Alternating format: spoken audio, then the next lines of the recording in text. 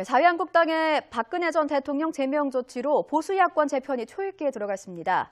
이번 결정으로 보수 통합 움직임이 빨라질 것으로 보이면서 정치권에는 어떤 지각 변동을 몰고 올지 주목되는데요.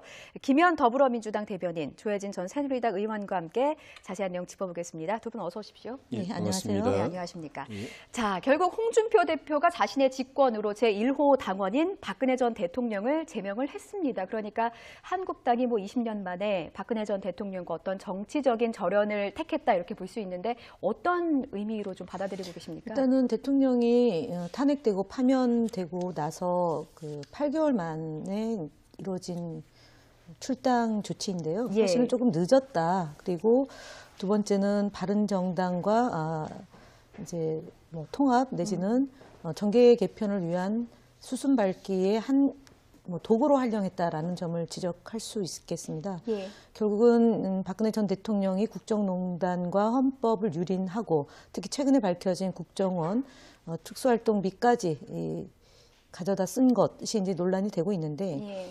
실제로 홍준표 대표가 박근혜 전 대통령의 탈당으로 혁신이다라고 얘기는 하겠지만 혁신은 자신들의 그 잘못된 것을 좀 극복해내는 노력이 있어야 되는데 그 노력 없이 지금 집안 싸움이 되게 이제 첨예하게 붙어 있는 거죠. 그래서 예. 서청원 의원과 최경환 의원 이 두 분의 거취도 어떻게 될지도 봐야 되겠지만 가장 중요한 것은 자유한국당이 박근혜 전 대통령의 당이다라는 것이 국민들이 대다수가 인정한 만큼 정말 국민들에게 사과하고 사죄하고 이런 부정부패를 야기시켰던 집권 여당으로서의 이 잘못을 좀 반성하는 것이 있어야 되는데 그렇지는 못한 것 같습니다. 예, 네. 그렇게 평가하시는군요. 새누리당 출신으로서 조 전 의원님께서는 어떻게 보시는지요? 자유한국당 입장에서 박근혜 전 대통령이 이제 부담인 거죠, 짐인 거죠. 좀 전에 김현 대변인 말씀처럼 바른정당과의 통합이나 바른정당 일부 의원의 복당 조건이기 때문에 그런 것도 있지만은 예.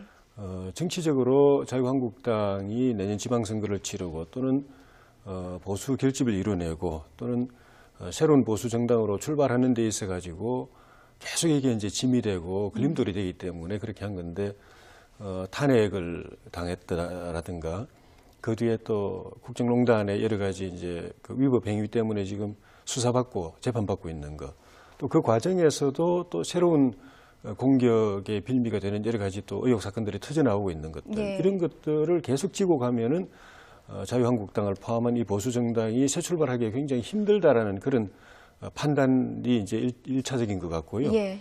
또 자유한국당 안에서 그 박근혜 전 대통령과 가까운 이 정치 세력을 정리하기 위해서 전 단계로서 사전 조치로서 이제 이게 필요한 부분도 있고.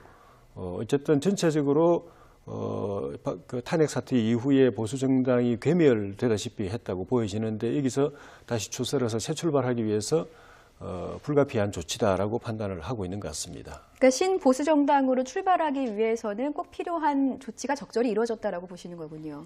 최소한의 조치죠. 이게 충분 조건은 아니고요. 좀 전에 김현 대변인 말씀처럼 여러 가지 이후에 새로워지는 예. 또 개혁되는 예. 자기 반성하고 책임지고 혁신하는 그런 추가적인 조치들이 계속 이루어져야 국민들이 보수 정당을 새롭게 보고 예. 또 지지도 다시 회복되고 내년 지방선거나 그다음 총선, 그다음 대선에서 국민의 지지를 회복해가지고 새로운 그 미래를 도모할 수 있는 그런 그 가능성이 예. 그 이후에 후속적인 조치들이 어떻게 이루어지는가가 더 중요하다고 보여집니다. 예, 후속 조치를 말씀하셨는데 사실 이 박 전 대통령 출당 조치가 이렇게 마무리가 깔끔하지는 아직까지는 않은 것 같습니다. 친박계와 이제 홍준표 대표 사이에 절차 논란이 일고 있거든요. 어떻게 보십니까?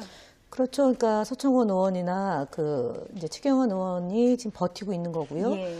그리고 또 일부 의원들 같은 경우는 지금 홍준표 대표의 박근혜 대통령의 출당 절차가 당원 당규 위배돼서 직무 정지 가처분 신청도 내겠다라고 이제 얘기가 나오는 마당이고 예. 더구나 이제 홍준표 대표가 출당 조치를 하면서 부당한 처분을 받지 않도록 노력을 하겠다라고 이제 박근혜 전 대통령의 재판 또는 구속 연장이 좀 부당하다라는 얘기를 하는 거고요. 예. 그다음에 이제 재판 과정에서 부당한 처분을 받지 않도록 당이 노력하겠다라고 얘기한 건데 이거는 사실상 국정농단과 박근혜 전 대통령이 지은 죄가 정말 이루 말할 수 없이 많은데 또 불구하고 박근혜 전 대통령을 지지한 일부 세력을 눈치를 보고 지금 홍준표 대표가 뭐 처벌받지 않도록 노력을 기울이겠다라는 좀 모순된 입장을 지금 펼치고 있다고 봅니다. 그래서 첫 번째 말씀드렸던 최경환 의원과 서청원 의원 등 소위 진박, 잔박 뭐 그런 부류로 이렇게 분류되는 분들에 대해서 아직 적절한 조치가 이루어지지 않고 있고 또 원내대표가 의원총회를 소집해서 이분들의 거취를 정하는 문제다라고 얘기하면서 이제 미루고 있단 말입니다. 그래서 실제로 이러한 노력들이 그러니까 혁신하고자 한 노력 또는 그동안 이제 자유한국당이 새누리당 시절에 벌어졌던 이런 온갖 부정부패에 대해서 정말 깨끗이 좀 국민들에게 사과하고 이런 일이 다시는 재발 방지하지 않도록 협조하겠다라는 노력이 있어야 되는 것이고 또는 국정농단의 한 축으로 이익을 담당했던 분들에 대한 뭐 탈당은 물론 뭐 당헌 당규에 따라서 진행돼야 되는 점도 있지만 좀 반성하는 모습이 좀 있어야 되는데 그렇지 못하다라고 보여집니다. 예, 사실상 박 전 대통령과 함께 탈당 권고 조치를 받은 서청원, 최경환 두 의원의 어떤 향후 행보랄까요? 이렇게 굉장히 관심이 많은데 일단 홍준표 대표는 페이스북에 이런 글을 남겼습니다. 바퀴벌레처럼 숨어 있다가 박 전 대통령을 빌미로 살아보려고 몸부림치고 있다. 참으로 비겁하고 측은하다. 뭐 사내답게 반성하고 조용히 떠나라. 이런 글을 올렸거든요. 이 홍준표 대표의 어떤 독설이라고 해야 될까요? 거센 발언은 어떻게 평가하십니까? 예, 조금 독한 표현을 썼는데 그게 본인의 개인적인 독단적인 생각이라기보다는 당 안팎에 또 보수 진영에서 흐르고 있는 일부 기류를 반영한 측면도 있습니다. 그러니까 박근혜 전 대통령이 탄핵당하고 수사받고 재판받고 할 때 그 시기에 그 대통령을 모셨던 사람들로서 그 대통령을 지키기 위해서 어떤 노력을 했는가. 대통령에게 탄핵까지 안 가도 되는 상황이었는데 그걸 그때 고언을 하고 직언을 제대로 했는가. 그리고 이게 우리가 대통령을 우리가 잘못 모신 책임이다 하고 본인들이 먼저 책임지는 모습을 보여주어서 뭐 탈당이든 또는 의원직 사퇴든 또는 정계 은퇴든 이런 선제적인 조치들을 했으면은 대통령에게 올 화살이나 부담이 그만큼 완화돼서 탄핵까지 가거나 또는 구속 수사받고 재판받는 상황까지는 안 갈 수도 있었는데 그때 아무도 그런 역할을 하지 않았던 거 아니냐. 그래가지고 결국은 전 대통령 혼자서 저렇게 고통받는 상황까지 갔는데 정작 본인들이 이제 징계를 받는다든가 출당당한다든가 또는 이제 정치적 불이익 또는 정치 생명이 불안정한 상황 되니까 그냥 뭐 목숨 걸고 싸우는 듯한 그런 모습을 보여주는 것이 그게 비겁한 모습 아니냐.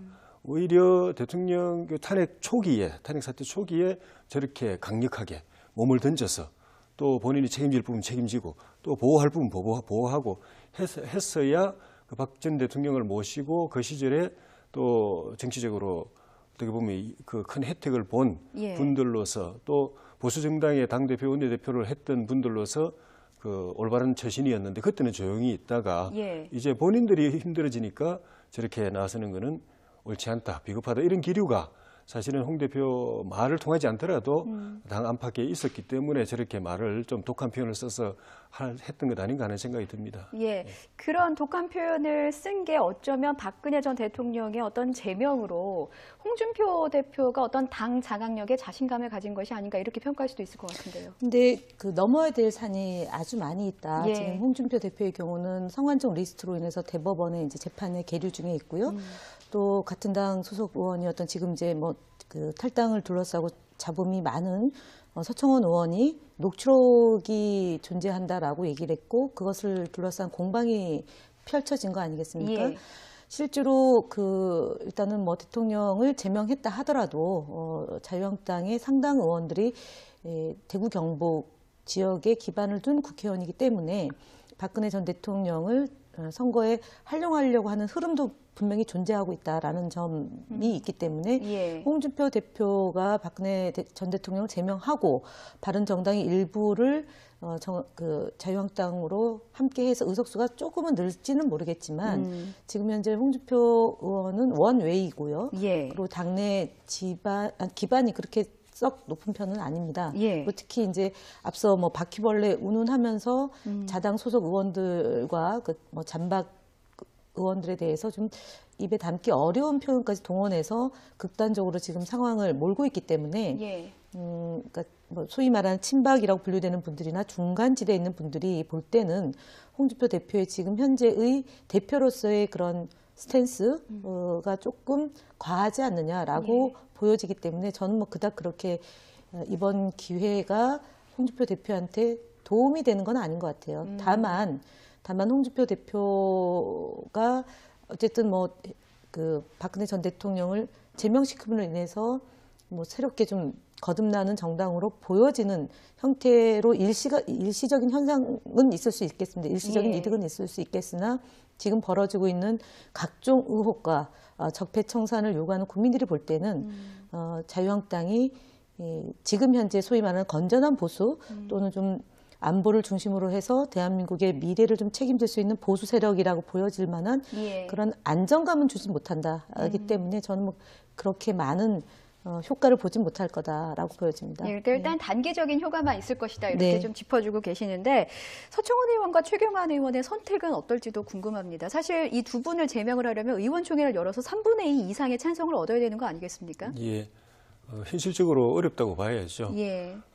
당 일각에는 홍준표 대표가 저런 조치를 취하지 않더라도 당의 상당 의원들이나 또 당직자 당원들 중에는 보수 정당의 그 본류로서 자유한국당이 새 출발하고 또 보수 정치 세력 결집의 구심점이 되려고 한다면은 이 박근혜 전 대통령과 그 정치적 유산에 대한 청산이 불가피하다, 단절이 불가피하다 이런 분위기가 있기 때문에 홍준표 대표도 굉장히 무리해가면서 또 본인이 일정 부분 또 정치적 부담을 져가면서 이제 저런 조치를 이제 취했고 예. 그런 그 기류 안에는 또 서청원, 최경환 전 이제 당 대표, 원내 대표가 박근혜 대통령 다음으로 또 친박 잔재라는 그런 이제 상징성을 가졌기 때문에 예. 저분들도 어떤 형태로든지 간에 책임지는 조치가 있어야 조금 더 당의 부담이 짐이 가벼워지겠다 이런 생각을 하는 이제 분들이 있는데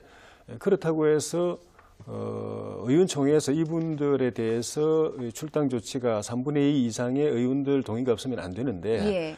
의원들이 마음속으로는 이분들도 이번 기회에 좀 스스로 정리가 되든지 어떻게든지 하여튼 정리가 됐으면 좋겠다. 이 짐에서 우리 당이 좀 벗어났으면 좋겠다 생각을 하더라도 예. 정작 본인 한 사람 한 사람 자기 손으로 투표를 해서 어쨌든 동료 의원이고 선배 의원인데 그분들 입장에서는 그들의 정치 생명이 걸린 문제인데 예. 표를 찍어가지고 3분의 2 이상을 확보해서 의원 당적을 제명하는 것까지는 현실적으로 쉽지가 않죠. 예. 그래서 홍준표 대표가 어떻게든 책임지고 이걸 좀 정리를 해주기를 바라는 거고 더 나아가서는 뭐 저 본인들이 이런 바람을 감안해서 스스로 자유한국당 또 보수정당과의 그런 연결고리를 끊어줬으면 하는 바람들이 있는 것 같아요. 그런데 예. 만약에 이후에 어떤 개개인이 관계된 어떤 법적인 문제라든가 이런 문제가 뭐 불거져 가지고 자유한국당이 도저히 감당할 수 없는 그런 예기치 못한 사태가 발생한다. 예. 이러면은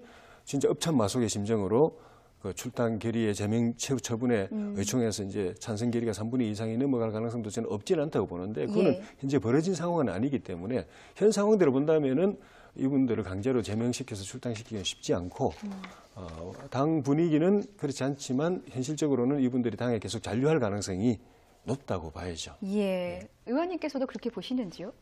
그럴 겁니다. 왜냐하면 홍준표 대표가 원내대표 소관사항으로 의총 소집은 원내대표 소관사항이라고 얘기한 것 자체가 이미 예. 사실은 조금 한풀 꺾인 거죠. 그러니까 박근혜 전 대통령을 제명하는 걸로 본인의 소임은 다 했다라고 평가할 수 있는 것 같습니다. 그리고 이제 원내대표가 의총을 소집해서 최경환 의원과 서청원 의원에 대해서 강력하게 뭐 탈당을 시켜야 된다는 의지를 갖고 있는 분도 아니고요. 예. 그래서 지금 이제 벌어지고 있는 일, 국정원 특수활동비를 유용하고 그다음에 박근혜 전 대통령이 직접 지시해서 사용했다라는 진술이 나오고 있는 거고 특히나 지난 총선 때의 그 여론조사 비용을 일부 사용했다라는 것도 나오고 있는 거 아닙니까? 그러면 예. 지금 현재 자유한국당에 있는 의원들이 상당수 연루되어 있을 가능성도 높고요.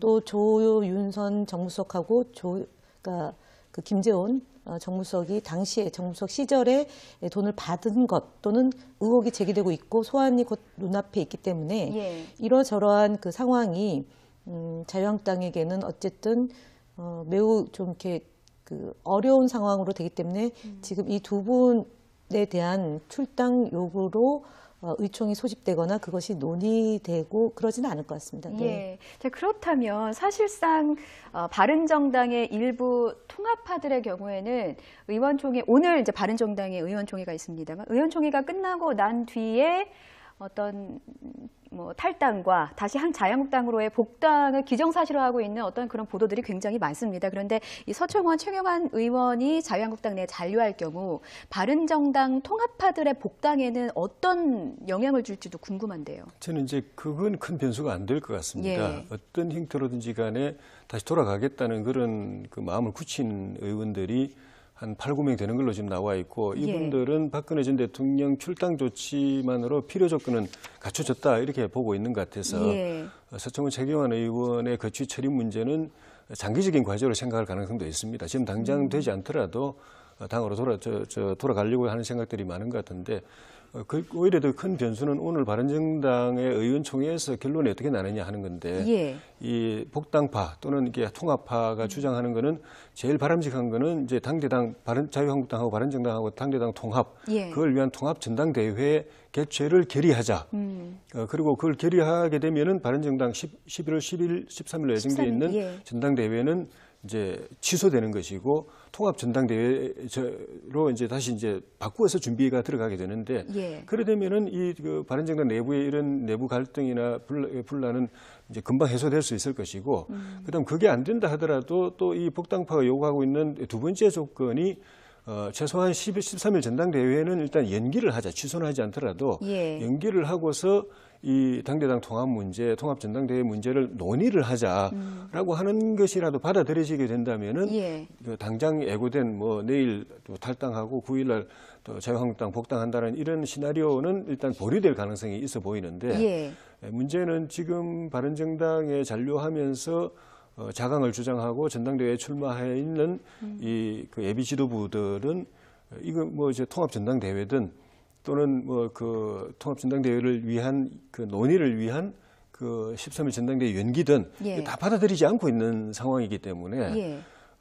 제가 좀 전에 말씀드린 이런 두 가지 시나리오는 현실적으로 안 이루어지고 결국 오늘 의총에서 그런 것들이 이제 결렬이 돼 가지고 복당파 또는 통합파가 내일 탈당 9일 자유한국당 입당이라고 이제 예고되어 있는 이 시나리오가 예. 실현될 가능성이 조금 더 높아 보이는데 예. 뭐 할 수만 있다면은 바른정당 의총에서 통합전당대회 결의하고 예. 그걸 위해서 또 논의 들어가고 그래서 탈당이나 복당을 좀 더 연기하고 이게 됐으면 좋겠는데 좀 낙관적이지 않은 것 같습니다. 예. 바른정당의 의원총회 오늘 밤 8시에 열립니다. 지금 뭐 조 전 의원님께서는 이 통합파와 자강파 사이의 접점을 찾기가 어려울 것이다라고 전망을 해주셨는데요. 여당의 입장에서는 어떻습니까?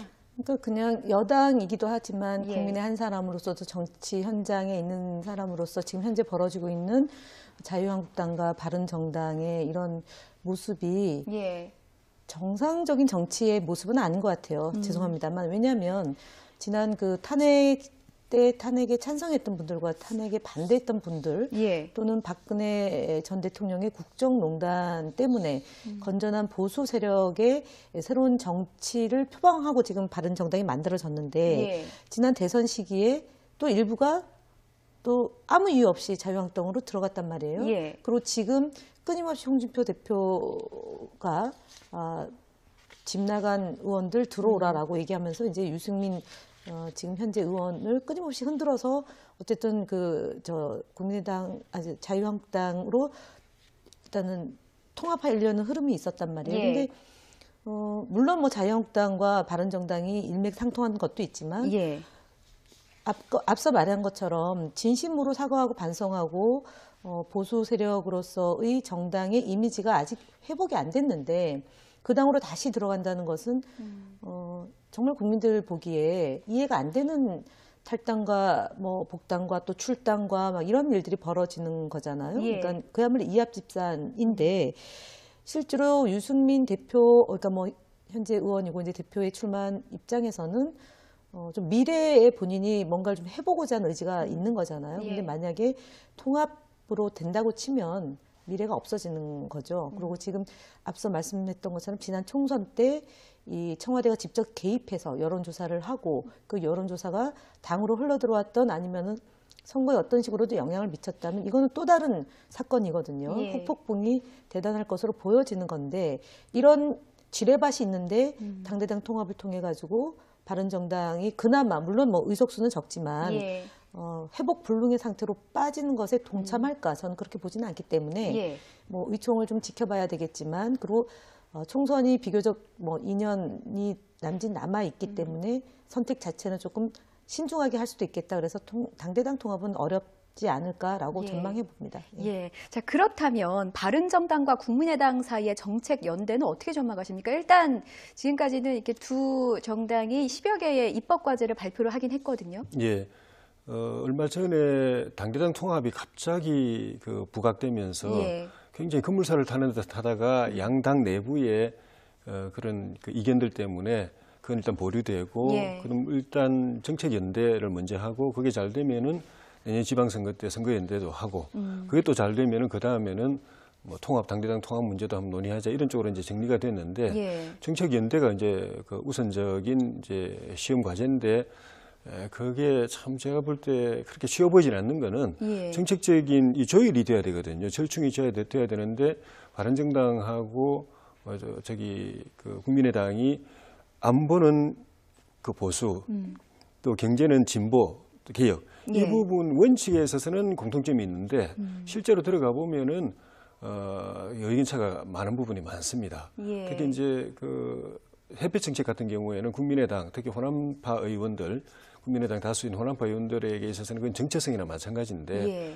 바른정당에서는 그건 포기하라 또 심지어 또 호남을 버리라 그렇게까지 요구하고 있는 상황에서 이걸 절충하는 것이 쉬울 것인가 만약에 이 정책적인 조율이 쉽지 않고 바른정당이 그 국민의당의 이 그 기조 노선에 오히려 이제 끌려가거나 예. 또는 이제 흡수되는 형국이 되면은 그 국민의당의 호남파 의원들은 그걸 바랄 겁니다. 근데 그래 되면은 바른정당이 또 같이 할 수 없는 그런 측면이 있어서 정책의 사이를 줄이는 것, 예. 햇볕 정책이라든가 이런 몇 가지 중요한 정책에서 정책 차이를 줄여서 공통분모를 만들어내는 것. 예. 그 이후에 선거연대까지 가려고 한다면은 호남의 그 국민의당 호남파 의원들이 바른정당하고 손잡는 것이 국민의당 그 본거지라고 할 수 있는 호남에서 지방선거에 표었는데 도움이 된다 말하고 이제 판단할 수 있는 그런 상황이 될 것인가 예. 이런 것들이 변수일 것 같습니다. 예, 뭐 두 정당의 기조와 노선이 좀 결이 좀 다르기는 하지만 국민의당 입장에서도 좀 속이 좀 복잡할 것 같은 게요. 만약에 바른정당 일부 의원들이 바른정당을 탈당을 해서 자유한국당으로 복당을 한다면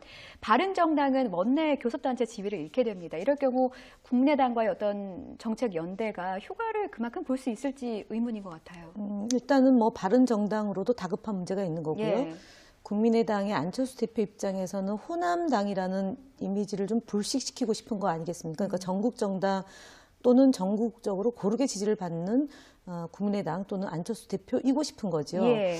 그렇고 또 하나가 이제 어저께 이제 외유 중에 뭐 정치 보복이란 표현보다도 조금 더 국민들이 납득하기 어려운 복수라는 표현을 쓰면서까지 지금 일정하게 그 기존의 국민의당에서 이렇게 입장에서 조금 이제 바른정당과 결을 함께하는 듯한 그런 모습을 보여주고 있는 것이 아마 제가 볼 때는 그 말씀드렸던 건 바른정당의 복잡한 속내와 안철수 대표의 그 입지의 문제 때문에 이제 얘기가 되는 거고 정책연대는 사실은 원내에서 이제 진행되는 거지 않습니까? 그래서 예.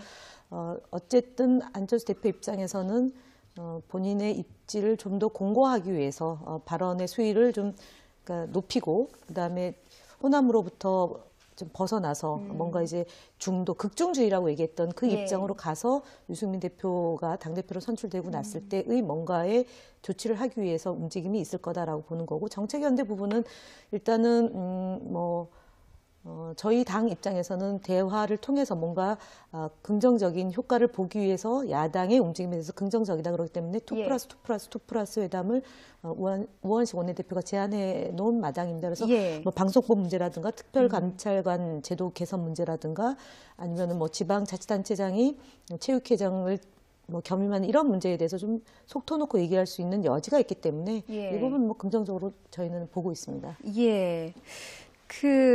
국민의당 일부에서는 뭐 이렇게 뭐 우원식 원내대표께서 뭐 2+2+2 전국을 타개할 어떤 일종의 보관을 좀 제시를 했다 이렇게 좀 보도가 되고 있는데요. 국민의당에서 일각에서는 민주당과 좀 손을 잡아야 하는 것이 아니냐 이런 의견도 좀 나오고 있는 것 같은데 이 부분 먼저 짚어보고 저희가 정책 얘기 좀 해보겠습니다. 예, 2+2+2 문제는 사실 좀 실리한 느낌이 들어요. 조금 일찍 제의를 했다면은 그러니까 타이밍이 좀 늦었다는 말씀이신가요? 바른정당에서 이렇게 복당파, 자강파 이렇게 분리되고 이제 복당 초읽기에 들어가는 이런 상황 되기 전에 만약 그렇게 해서 바른정당이 당 원내 교단체로서 위상이 또 대우를 받고 또 정치 영향력을 확보할 수 있는 그런 시기였으면은 이런 바른정당의 이게 분리 상황까지 안 갔을 텐데 지금 늦은 느낌이 좀 들고 만약에 한 명이라도 탈당해서 돌아가게 되면은 원내 교섭단체가 무너져 버리기 때문에 근데 이제 우원식 대표가 이야기한 거는 교섭단체끼리 3당끼리 하자는 거기 때문에 그게 원천적으로 이제 안 돼 버리고 또 그렇게 해서는 다 합하더라도 사실 민주당이 국정과제를 실현하는 데 있어서 의석이 확보가 안 되기 때문에 그것도 또 별로 의미가 없어져 버리는데 어쨌든 지금 이 정권 초기에는 다당제에 대한 국민의 기대가 사실 있었습니다. 옛날부터 우리 정치권이 보수 진보 양당이 이렇게 대결하는 이 구도에 대해서 국민들이 사실 좀 신물나는 그런 측면이 있어서 뭔가 좀 절충점, 완충지대가 있어가지고 싸우지 않는 정치, 타협하는 정치, 절충하고 또 협치하는 정치가 이루어졌으면 좋겠고 그러려면은 양당에 쏠린 힘을 좀 분산시켜가지고 중간자 역할을 하는 정당들이 있었으면 좋겠다 싶어서 지난 총선 때 국민의당도 밀어줬고 이렇게 됐는데 지금 다시 이제 벌어지고 있는 상황은 만약에 바른정당에서 일부가 탈당해서 자유한국당으로 돌아가게 된다면 보수는 또 한 정당 중심으로 다시 똘똘 뭉쳐가는 그런 흐름이 돼버리거든요. 그러면 또 이쪽 진영도 민주당 진영도 결국은 민주당 중심으로 뭉쳐라 이런 흐름이 이제 생길 가능성이 굉장히 높아지고 그럴 경우에는 국민의당 안에 있는 특히 호남파 의원들은 그 압력에 특히 호남 지역의 주민들의 그런 요구에 그걸 버티기가 점점 어려워지고 지금도 그게 아니더라도 호남의 지역구를 둔 국민의당 의원들은 다음 총선 때 공천만 보장이 된다면 민주당하고 합하고 싶은 생각이 저는 있다고 보여지는데 그게 보장이 안 돼서 지금 실행을 못하고 있는데 지역에서 계속 보수도 저쪽으로 뭉치니까 이쪽도 뭉쳐라 민주당하고 손잡아라 또는 합당해라라고 하면 그걸 거절하기 쉽지 않고 결국은 바람직하지 않은 건데 옛날에 그런 대결적인 소모적인 정쟁 구도의 양당 대결 구도로 보수 진보의 이 대립 구도로 다시 돌아가는 가능성이 상당히 좀 높아 보이는 지금 상황인 것 같습니다. 예, 그렇군요. 지금 타이밍이 조금 늦었다. 우원식 원내대표의 어떤 연석회의 제안에 대해서 조금 평가를 해주셨는데 어쨌든 야권에서는 정계 개편 상황이 지금 빠르게 흘러가고 있습니다. 여당에서 이런 정계 개편 조짐을 대하는 보관은 뭐가 있을까 궁금한데요. 일단은 지금 이제 늦었다고 얘기하시는데 사실은 저희가 이제 정부가 출범한 지 이제 5개월 그렇게 되는 거 아니겠습니까? 실질적으로 5개월 정도 되는데. 여야정 협의체, 그러니까 이제 자유한국당까지 포함해서 청와대에서 문재인 대통령께서 제안을 했던 바가 있고, 또 이제 국회 차원에서 이제 여야정 협의체를 구성해서 같이 좀 대한민국의 미래를 이제 공통 공약만큼만이라도 좀 같이 의논하자라고 여러 차례 제안이 있었는데 그게 이제 오면서 잘 안 됐던 거죠. 그래서 자유한국당은 도저히 안 하겠다고 하니까 이제 빼고 그러면은 국민의당과 바른정당과 저희 더불어민주당이 하는 것에 대해서 제안을 했는데 물론 뭐 또 변화가 있으면은 또 변화되는 대로 진행을 해야 되는 거라고 보고 일단은 과정은 그렇다는 말씀을 드리는 거고요. 정계 개편이나 지금 현재 벌어지고 있는 그런 정치권의 이합 집산이 실제로 좀 과거 방식에 지나지 않는다라고 뭐 지적을 하겠습니다. 그리고 두 번째는 저희가 이제 이 정부가 들어선 것이 국민들이 그러니까 대통령 선거일에 가서 투표 단 하루로 대통령을 뽑은 게 아니고 정부를 탄생시킨 것이 아니고요.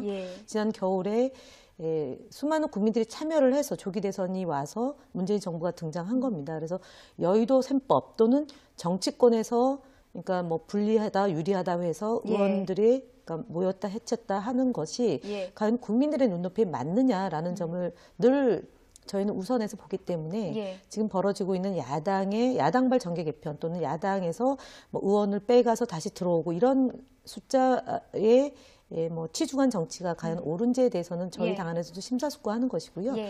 국민들과 함께 국민들의 뜻이 무엇인지를 가장 존중하면서 정치를 하겠다라는 원칙적이고 신뢰에 입각한 정치를 펼치는 것이 저희 더불어민주당의 현재까지 입장입니다. 예, 그렇군요. 자, 이제 저희 시간이 거의 다 돼서요. 두 분 모셨으니까 이 마지막 질문 하나만 좀 드리고 가겠습니다. 이번 주 금요일에 홍종학 중소벤처기업부 장관 후보자의 인사청문회가 예정이 돼 있습니다. 워낙에 논란이 좀 많았었기 때문에 여야 공방도 치열하고 말이죠. 어떻게 전망하시는지 말씀 좀 여쭙겠습니다.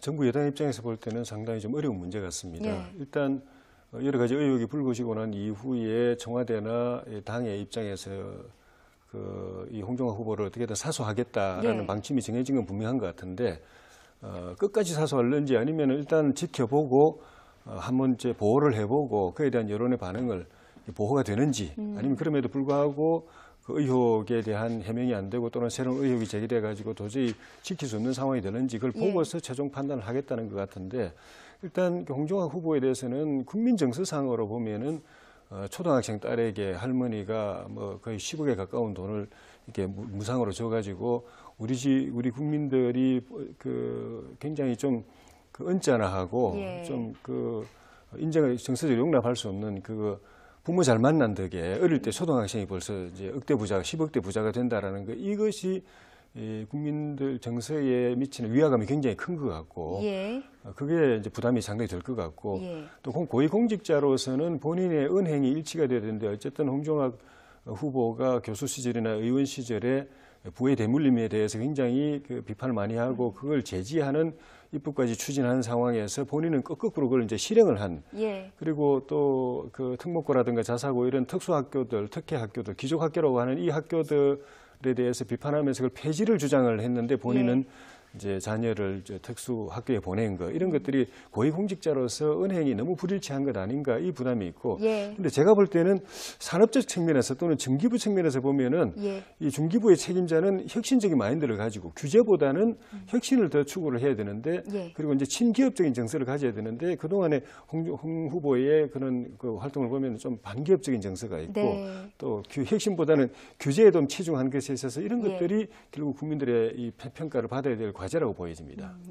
일단 짚어주신 이 외손녀 증여 문제 관련해서는 홍종학 후보자가 이제 증여세를 납부를 했다 이렇게 해명을 하고 있는 상황이고요. 저희가 그래픽으로도 홍종학 후보자가 받고 있는 뭐 여러 가지 논란들에 대해서 좀 전해드렸는데 김현 대변인님이 보시기에 인사청문회에서 이런 의혹들을 좀 해소할 수 있을까? 지금 현재까지도 이제 제기된 의혹이 해소가 된 부분도 있고요. 그리고 이제 정책을 이끌 장관으로서 적임자냐 또는 자질이 되느냐 이런 것들에 대해서 인사청문회 기간을 통해서 저는 뭐 충분히 소명을 할 수 있다고 보고요.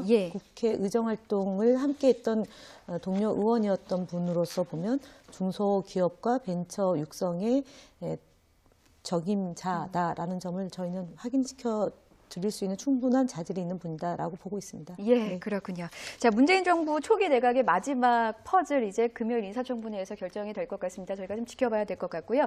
지금까지 김현 더불어민주당 대변인 그리고 조혜진 전 새누리당 의원과 함께 전국 상황 짚어봤습니다. 두 분 말씀 고맙습니다. 고맙습니다.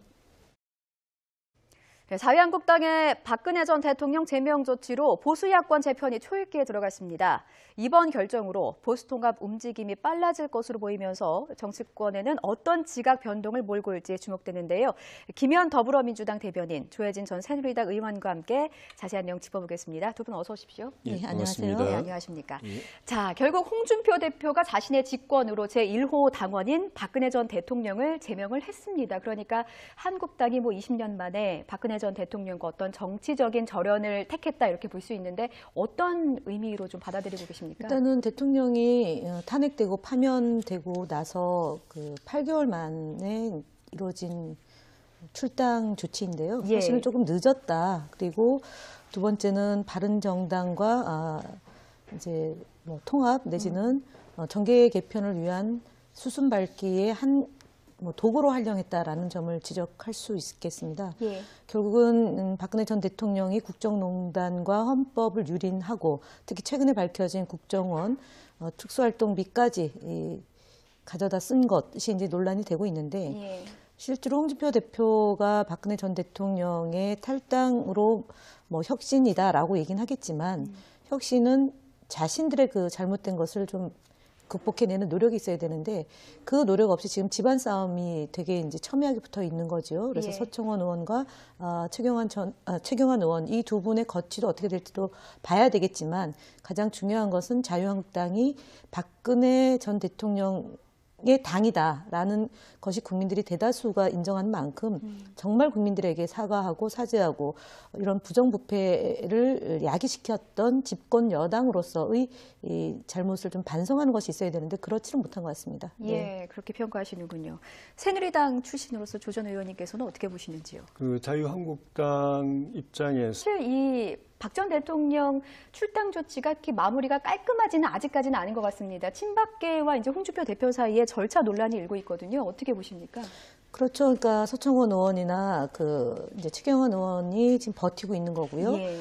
그리고 또 일부 의원들 같은 경우는 지금 홍준표 대표의 박근혜 대통령의 출당 절차가 당원 당규 위배돼서 직무 정지 가처분 신청도 내겠다라고 이제 얘기가 나오는 마당이고 예. 더구나 이제 홍준표 대표가 출당 조치를 하면서 부당한 처분을 받지 않도록 노력을 하겠다라고 이제 박근혜 전 대통령의 재판 또는 구속 연장이 좀 부당하다라는 얘기를 하는 거고요. 예. 그다음에 이제 재판 과정에서 부당한 처분을 받지 않도록 당이 노력하겠다라고 얘기한 건데 이거는 사실상 국정농단과 박근혜 전 대통령이 지은 죄가 정말 이루 말할 수 없이 많은데 또 불구하고 박근혜 전 대통령을 지지한 일부 세력을 눈치를 보고 지금 홍준표 대표가 처벌받지 않도록 노력을 기울이겠다라는 좀 모순된 입장을 지금 펼치고 있다고 봅니다. 그래서 첫 번째 말씀드렸던 최경환 의원과 서청원 의원 등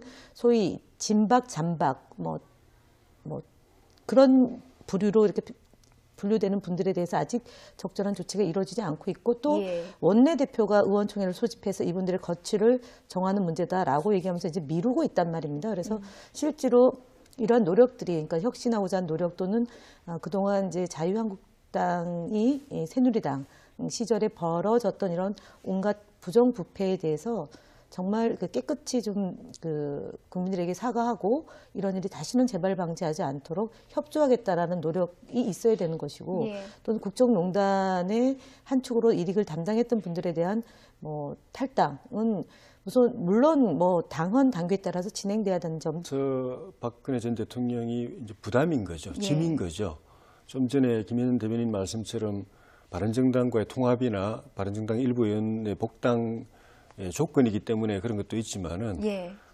정치적으로 자유한국당이 내년 지방선거를 치르고 또는 보수 결집을 이뤄내고 또는 새로운 보수 정당으로 출발하는 데 있어 가지고 계속 이게 이제 짐이 되고 걸림돌이 되기 때문에 그렇게 한 건데 탄핵을 당했다라든가 그 뒤에 또 국정농단의 여러 가지 이제 위법 행위 때문에 지금 수사받고 재판받고 있는 것 또 그 과정에서도 또 새로운 공격의 빌미가 되는 여러 가지 또 의혹 사건들이 터져 나오고 있는 것들 네. 이런 것들을 계속 쥐고 가면은 자유한국당을 포함한 이 보수 정당이 새 출발하기가 굉장히 힘들다라는 그런 판단이 이제 일차적인 것 같고요. 예. 또 자유한국당 안에서 박근혜 전 대통령과 가까운 이 정치 세력을 정리하기 위해서 전 단계로서 사전 조치로서 이제 이게 필요한 부분도 있고 어쨌든 전체적으로 탄핵 사태 이후에 보수 정당이 괴멸되다시피 했다고 보여지는데 여기서 다시 추설해서 새 출발하기 위해서 불가피한 조치다라고 판단을 하고 있는 것 같습니다. 그러니까 신보수 정당으로 출발하기 위해서는 꼭 필요한 조치가 적절히 이루어졌다라고 보시는 거군요.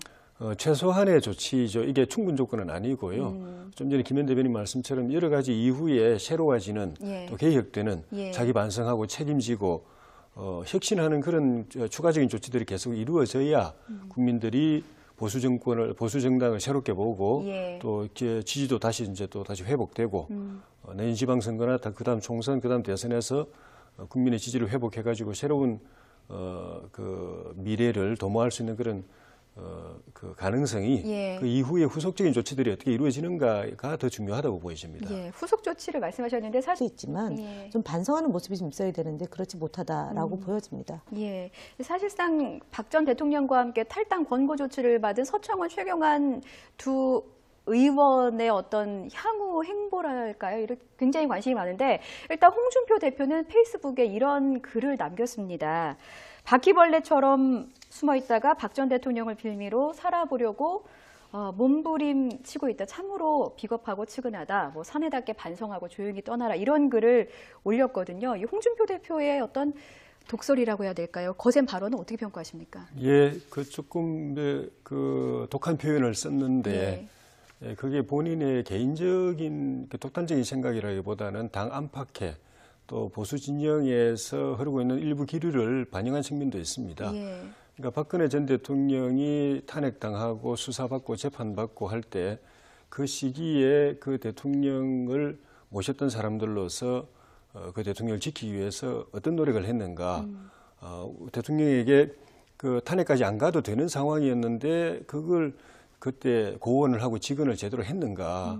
그리고 이게 우리가 대통령을 우리가 잘못 모신 책임이다 하고 본인들이 먼저 책임지는 모습을 보여주어서 뭐 탈당이든 또는 뭐 의원직 사퇴든 또는 정계 은퇴든 예. 이런 그 선제적인 조치들을 했으면은 대통령에게 올 화살이나 부담이 그만큼 완화돼서 탄핵까지 가거나 또는 구속 수사받고 재판받는 상황까지는 안 갈 수도 있었는데 그때 예. 아무도 그런 역할을 하지 않았던 거 아니냐. 그래가지고 결국은 전 대통령 혼자서 저렇게 고통받는 상황까지 갔는데 정작 본인들이 이제 징계를 받는다든가 출당당한다든가 또는 이제 정치적 불이익 또는 정치 생명이 불안정한 상황 되니까 그냥 뭐 목숨 걸고 싸우는 듯한 그런 예. 모습을 보여주는 것이 그게 비겁한 모습 아니냐. 오히려 대통령 탄핵 사태 초기에 저렇게 강력하게 몸을 던져서 또 본인이 책임질 부분 책임지고 또 보호할 부분 보호하고 했어야 그 박 전 대통령을 모시고 그 시절에 또 정치적으로 어떻게 보면 그 큰 혜택을 본 예. 분들로서 또 보수 정당의 당대표 원내대표를 했던 분들로서 그 올바른 처신이었는데 그때는 조용히 있다가 예. 이제 본인들이 힘들어지니까 저렇게 나서는 거는 옳지 않다, 비겁하다 이런 기류가 사실은 홍 대표 말을 통하지 않더라도 당 안팎에 있었기 때문에 저렇게 말을 좀 독한 표현을 써서 했던 것 아닌가 하는 생각이 듭니다. 예, 그런 독한 표현을 쓴 게 어쩌면 박근혜 전 대통령의 어떤 제명으로 홍준표 대표가 어떤 당 장악력에 자신감을 가진 것이 아닌가 이렇게 평가할 수도 있을 것 같은데요. 근데 그 넘어야 될 산이 아주 많이 있다. 예. 지금 홍준표 대표의 경우는 성완종 리스트로 인해서 대법원에 이제 재판에 계류 중에 있고요. 또 같은 당 소속 의원이었던 지금 이제 뭐 그 탈당을 둘러싸고 잡음이 많은 서청원 의원이 녹취록이 존재한다라고 얘기를 했고 그것을 둘러싼 공방이 펼쳐진 거 아니겠습니까? 예.